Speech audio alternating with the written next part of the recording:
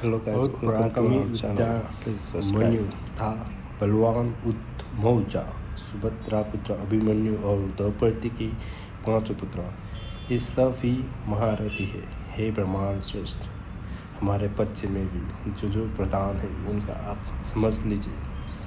आपके जानने के लिए मेरी सेना के जो सेनापति है उनको कहता हूँ, मनुष्य का मन जब हिंसा की ग्रंथि से इन्फीरियरिटी कॉम्प्लेक्स से पीड़ित होता है, जब मनुष्य का मन अपने को भीतर हीन समझता है, तब सदा ही अपनी श्रेष्ठता की चर्चा से शुरू करता है।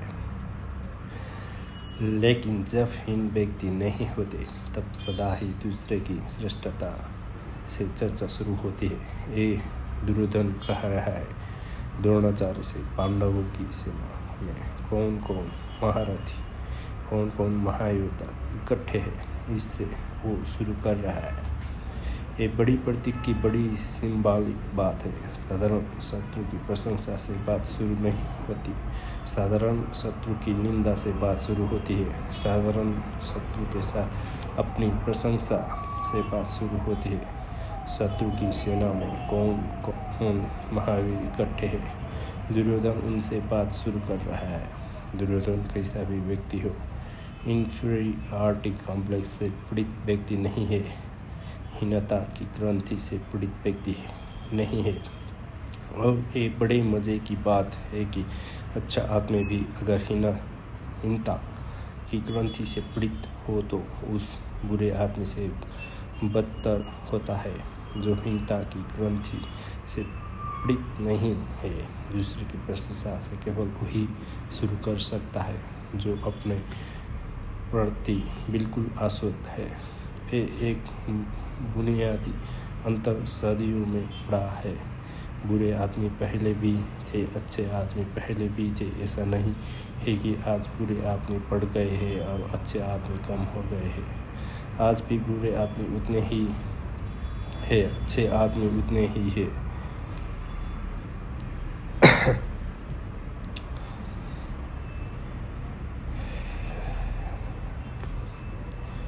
बुरे आदमी पहले भी थे, अच्छे आदमी पहले भी थे, उतने ही अच्छे आदमी उतने ही है। अंतर क्या पड़ा है?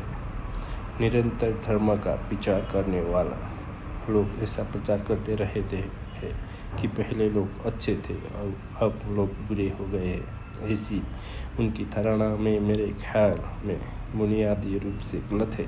बुरे आदमी सदा थे, अच्छे आदमी सदा थे। अंतर इतना ऊपरी नहीं है, अंतर बहुत भीतरी पड़ा है। बुरा आदमी भी पहले हीनता की ग्रंथि से पीड़ित नहीं था, आज अच्छा आदमी भी हीनता की ग्रंथि से पीड़ित है। ये गहरे में अंतर पड़ा है। अब आज अच्छे से अच्छा आदमी भी बाहर से अच्छा है, भीतर स्वयं भी आश्वस्त नहीं है। और ध्यान रहे, जिस आदमी का आश्वासन स्वयं पर नहीं है, उसका अच्छाई टिकने वाली अच्छाई नहीं हो सकती। बस स्किन डीप होगी, चमड़ी के बराबर गहरी होगी। जरा सा खर्चों दो और उसकी बुराई बाहर आ जाएगी। और जो बुरा अपनी बुराई के होते हुए भी आश्वस्त है, उसकी बुराई भी किसी दिन बदली जा सकती है, क्योंकि बहुत गहरी अच्छाई बुनियादी में खड़ी है, वो स्वयं का आश्वासन। इस बात को मैं महत्वपूर्ण मानता हूँ कि दुर्योधन जैसा बुरा आदमी एक बहुत ही सुबह ढंग से चर्चा को शुरू कर रहा है। वो विरोधी के गुणों का पहले उल्लेख कर रहा है, फिर पीछे अपने सेना के महारथियों का उल्लेख कर रहा है।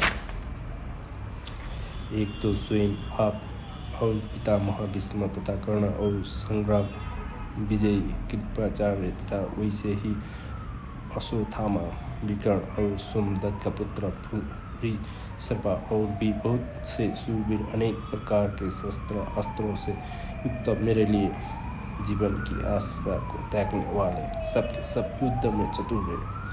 और भीष्म पितामह द्वारा रचित हमारी वो सेना सब प्रकार से अजय है। और भीम द्वारा रचित इन लोगों की ये सेना जीतने में सुगम है। इसलिए सब मोर्चों पर अपनी अपनी जगह स्थित रहते हुए आप लोग सब के सब निसंदेह भीष्म पितामह की ही सब ओर से रक्षा करें। प्रश्न ये करता है, भगवान श्री भगवत गीता में सारा फार अर्जुन पर है और एक गीता में दुर्योधन कहता है पांडवों की सेना भीम अविरत रक्षित और कौरवों की भीष्म, तो भीष्म के सामने भीम को रखने का ख्याल क्या नहीं हो सकता कि दुर्योधन अपने प्रतिस्पर्धी के रूप में भीम को ही देखता है। ये बिंदु विचार नहीं है। सारा युद्ध अर्जुन की धुरी पर है, लेकिन ये पीछे से सोची गई बात है। युद्ध के बाद युद्ध की निष्पक्ष पर जो युद्ध के पूरे फल को जानता है वो कहेंगे कि सारा युद्ध अर्जुन की धुरी पर घुमा है। लेकिन जो युद्ध के प्रारंभ में खड़े थे वो ऐसा नहीं सोच सकते थे। दुर्योधन के लिए युद्ध की सारी संभावना भीम से ही पैदा होती थी। उसके कारण थे अर्जुन जैसे भले व्यक्ति पर युद्ध का भरोसा दुर्योधन भी नहीं कर सकता था। अर्जुन डावाडोल हो सकता है, इसकी संभावना दुर्योधन के मन में भी है। अर्जुन युद्ध से भाग सकता है, इसकी कोई गहरी अचेतन प्रतीत दुर्योधन के मन में भी है। अगर युद्ध टिकेगा तो भीम पर टिकेगा। युद्ध के लिए भीम जैसे कम बुद्धि के लेकिन ज़्यादा शक्तिशाली लोग भरोसा किया जा सकता है। अर्जुन बुद्धिमान है और जहाँ बुद्धि है वहाँ संशय है, और जहाँ संशय है वहाँ द्वंद्व है। अर्जुन विचारशील है और जहाँ विचारशील है वहाँ पूरे परिप्रेक्ष्य को सोचने की क्षमता है। वहाँ युद्ध जैसी भयंकर स्थिति में आँख बंद करके उतरना कठिन है। दुर्योधन भरोसा कर सकता है युद्ध के लिए भीम का। भीम और दुर्योधन के बीच के गहरा सामंजस्य है। भीम और दुर्योधन एक ही प्रकृति के बहुत गहरे हैं, एक ही सोच के एक ही ढंग के व्यक्ति हैं। इसलिए अगर दुर्योधन ने ऐसा देखा कि भीम केंद्रित है दूसरी तरफ तो गलत नहीं देखा, ठीक ही देखा। और गीता भी पीछे सिद्ध करती है कि अर्जुन भागा भाग हो गया। अर्जुन पलायनवादी दिखाई पड़ा है, वो एक्सप्रेसिव मालूम पड़ा है। अर्जुन जैसे व्यक्ति की संभावना यही है। अर्जुन के लिए ये युद्ध भारी पड़ा है। युद्ध में जाना अर्जुन के लिए अपने को रूपांतरित करके ही संभव हो सका है। अर्जुन एक नए तल पर पहुंचकर ही युद्ध के लिए राजी हो सका है। भीम जैसा था उसी तल पर युद्ध के लिए तैयार था। भीम के लिए युद्ध सहजता है जैसी दुर्योधन के लिए सहजता है। इसलिए दुर्योधन भीम को केंद्र में देखता है तो आकस्मिक नहीं है, लेकिन ये युद्ध के प्रारंभ की बात है। युद्ध की निष्पत्ति क्या होगी, अंत क्या होगा, ये दुर्योधन को पता नहीं है, हमें पता है। और ध्यान रहे, अक्सर ही जीवन जैसा प्रारंभ होता है वैसा अंत नहीं होता। अक्सर अंत सदा ही अनिर्णित है। अंत सदा ही अदृश्य। अक्सर ही जो हम सोच कर चलते हैं वही नहीं होता। अक्सर ही जो हम मान कर चलते हैं वो नहीं होता। जीवन एक अज्ञात यात्रा है। इसलिए जीवन के प्रारंभिक क्षणों में किसी भी घटना के प्रारंभिक क्षणों में जो सोचा जाता है वो अंतिम निष्पत्ति नहीं बनती और हम भाग्य के निर्णय की चेष्टा में रत हो सकते हैं, लेकिन भाग्य के निर्णायक नहीं हो पाते हैं। निष्पत्ति कुछ और होती है।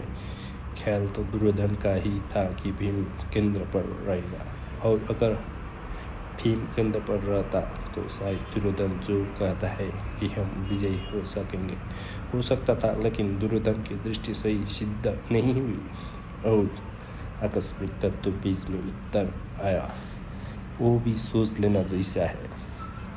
कृष्ण का ख्याल ही न था कि अर्जुन अगर भागने लगे तो कृष्ण उसे युद्ध में रद्द करवा सकते हैं। हम सबको भी ख्याल नहीं होता जब हम जिंदगी में चलते हैं तो एक अज्ञात परमात्मा की तरफ से भी बीच में कुछ होगा जिसका हमें कभी ख्याल नहीं होता। हम जो भी हिसाब लगाते हैं वो दृश्य का होता है और दृश्य भी बीच में इंटरप्रेट कर जाएगा। अदृश्य भी बीच में उत्तर आएगा, इसका हमें भी कोई ख्याल नहीं होता। कृष्ण के रूप में अदृश्य बीच में उत्तर आया है और सारी कथा बदल गई है। जो होता है वो नहीं हुआ और जो नहीं कृष्ण के रूप में अदृश्य बीच में उतर आया है और सारी कथा बदल गई है। जो होता है वो नहीं हुआ और जो नहीं होने की संभावना मालूम होती थी वो हुआ। और अज्ञात जब उतरता है तो उसके प्रेडिक्शन नहीं हो सकते, उसकी कोई भविष्यवाणी नहीं हो सकती। इसलिए जब कृष्ण भागते हुए अर्जुन को युद्ध में धक्का देने लगे तो जो भी इस कथा को पहली बार पढ़ता है वो साग खाए बिना नहीं रह सकता, उसका धक्का लगता है। जब इमोशन ने पहली बार पढ़ा तो उसने किताब बंद कर दी। वो घबरा गया क्योंकि अर्जुन जो कह रहा था वो सभी तथाकथित धार्मिक लोगों को ठीक मालूम पड़ेगा। वो ठीक तथाकथित धार्मिक आदमी का तर्क दे रहा था। जब हेनरी थारो ने इस जगह आकर देखा कि कृष्ण उससे युद्ध में जाने की सलाह देते हैं तो वो भी घबरा गए। हेनरी थारो ने भी लिखा है कि मुझे ऐसा भरोसा नहीं था, ख्याल भी नहीं था कि कहानी ऐसा मोड़ लेगी कि कृष्ण और युद्ध में जाने की सलाह देगी। गांधी को भी वही तकलीफ थी, उनकी पीड़ा भी वही थी। लेकिन ज़िंदगी किन्हीं सिद्धांतों के हिसाब से नहीं चलती। ज़िंदगी बहुत अनूठी है। ज़िंदगी रेल की पटरियों पर दौड़ते नहीं, गंगा की धारा की तरफ बहती है। उसके रास्ते पहले से तय नहीं है और जब परमात्मा बीच में आता है तो सब डिस्टर्ब कर देता है। जो भी तैयार था, जो भी आदमी ने निर्मित किया था, जो आदमी की बुद्धि सोचती थी, सब उलटफेर हो जाता है। इसलिए बीच में परमात्मा भी उतर आएगा इस युद्ध में। इसकी दुर्योधन को कभी कल्पना न थी, इसलिए वो जो कह रहा है प्रारंभिक वक्तव्य है। जैसे कि हम सब आदमी जिंदगी के प्रारंभ में जो वक्तव्य देते हैं ऐसी होती है। बीच में अज्ञात उतरता चलता है और सब कहानी बदलती चलती है। अगर हम जिंदगी को पीछे से लौट कर देखें तो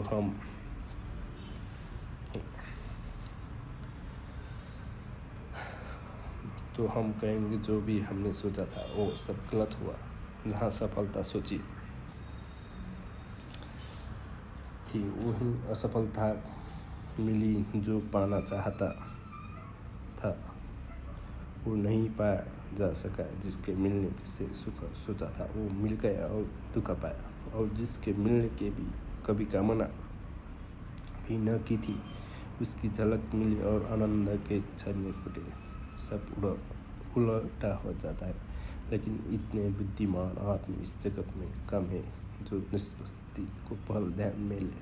हम सब प्रारंभ को ही पहले ध्यान में लेते हैं, खास हम अंत को पहले ध्यान में तो जिंदगी की कथा बिल्कुल और हो सकती है।